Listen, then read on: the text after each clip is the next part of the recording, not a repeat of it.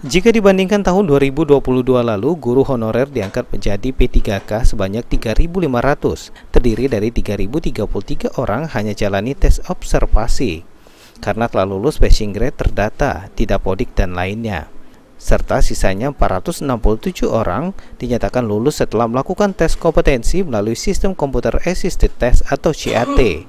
Pada tahun ini menurut Kepala Dinas Pendidikan Kota Palembang untuk kuota guru P3K lebih sedikit dibandingkan tahun lalu.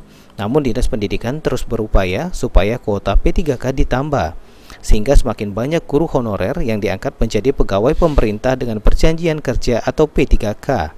Mengingat kesejahteraan guru khususnya yang masih honorer masih menjadi permasalahan pemerintah dan Dinas Pendidikan.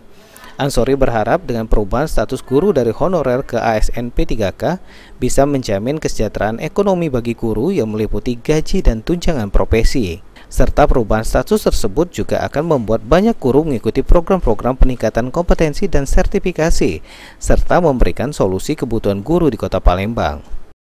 Guru honorer sendiri gimana Pak? Mengingatkan gajinya masih kecil, masih minimum. Honorer ini tentunya di tahun ini juga kita sudah menyiapkan lagi untuk adanya P3K lagi. Dari tahun kemarin dan tahun ini juga kita siapkan. Seberapa banyak Pak yang bakal kita siapkan Pak?